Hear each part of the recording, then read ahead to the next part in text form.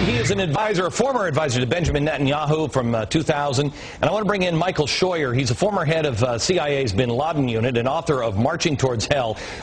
Michael Scheuer is one of the most honest people I have ever met. I disagree with Michael Scheuer so many times, but I always respect the man for telling the truth and the hard truth every single time I have ever seen him on. And it's always a pleasure to have both of you gentlemen on.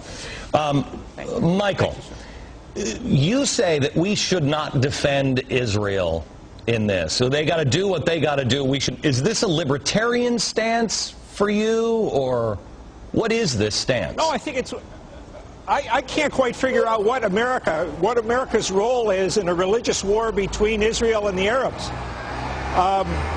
We have no strategic interest in Israel. Let them fight it out. Okay, I have always said that Israel should do whatever. So should we allow allies, let's say England, if England was in the same situation, should we allow them to fight their own war and then we just don't get involved? England is clearly a different case, sir. We've been in 2 world wars with them.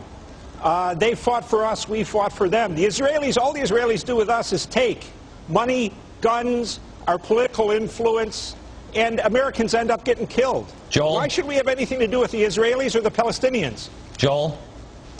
Oh, my goodness. Well, there's a lot of reasons. First of all, Israel helped us capture enormous amounts of Soviet weaponry, destroy Soviet tactics, give us intelligence on the Soviets during the Cold War. But now you've got an apocalyptic death cult running Iran. They want nuclear weapons. They're building alliances with Russia, China, North Korea. And Israel is only the little Satan in the Iranian leadership's worldview. We are the great Satan, and they are on record as saying they want to annihilate not just the Jewish state, but the United States as well. Okay, that's a serious issue, and we're on the same side of it. Michael, do you not see Ahmadinejad as a religious kook, and as a religious kook, not just him, but all the way up these 12ers, if you will? Sure. Glenn, he's surely a religious fanatic, but the Israelis claim that they own their land because God promised it to Abraham 3,000 years ago. Let them decide whose God is stronger. You know, this is just nonsense. There's nothing that would change for the worse in America if Israel and Palestine both disappeared tomorrow. You know, I have to tell you, Michael, listen.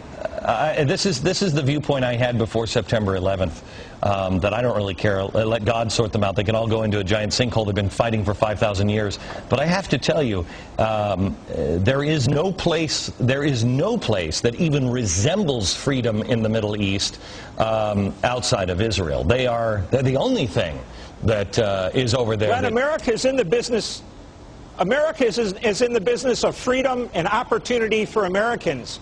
We are not the policemen of the world. We're not the democracy imposer of the world. I agree with you on that. As long as America... Go ahead, finish. Well... All right, I tell you what, now we have the satellite talk back, so now I got to take a break. Okay, more with the guests in just a second. Stand by. Back now with Joel Rosenberg. He's an advisor to Benjamin Netanyahu in 2000. Also, let me bring back Michael Scheuer, former head of the CIA's bin Laden unit and author of Marching Towards Hell. Joel, I'm going to give you a response, time to respond to what Michael said. Well, unfortunately, Michael's view is growing in predominance here in Washington, particularly in the Obama administration. Again, the National Security Advisor said recently that we're not going to throw Israel under the bus, but we're basically going to force Israel to take U.S.'s position on Iran and the Palestinian issue. They are about to throw Israel under the bus, but we have a strategic obligation to help all of our allies in the Middle East, including Egypt, Saudi Arabia, the Gulf states, and Israel, not have to live under the terror of an Iran nuclear state. Well, wait a minute. Hang on just a second. We also have a moral obligation not to allow a second Holocaust. Yeah, I agree with that. But I will tell you this. We have a moral obligation to Egypt. With Barack Obama, and Michael, I'd love to hear your thoughts on this. With President Obama going over and making a major address in Egypt, one of the reasons why people hate us over there is because we are in bed with some of the worst dictators of all time. We're in bed with the Saudis. We're in bed with Egypt. These people are awful, awful dictators, right or wrong. Glenn, the Israeli supporters are trying to make out that Obama's weak on Israel. He's got an IDF veteran, Rahm Emanuel, as his national security advisor, or his chief of staff. What kind of a conduit of information What does it is tell that? you that? What does it tell you that he's going to give this speech in Egypt? What it tells me, sir, is that it's status quo. Clinton, Bush, and now Obama. He's going to prop up the dictators that our support for causes the Islamists to attack us. You know what, Michael? I will tell you this. I so disagree with you on so many things until you get to this point. We don't stand for anything anymore. We're doing administration after administration after administration. The United States of America is supposed to stand for justice, and instead we get into bed for strategic interests. We get into bed with people for our own oil and energy, and it's wrong. It's why they hate us.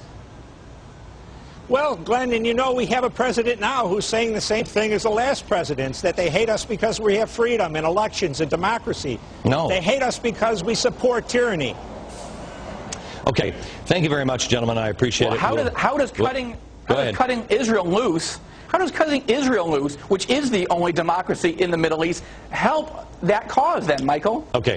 We'll bring you guys back together. Guys, I'm out of time. We'll bring you back together, and we're going to be talking about this, I'm sure, all weekend. Some amazing stuff going on with China, too, that I have to share with you coming up on tomorrow's program. Tie it all together for you next.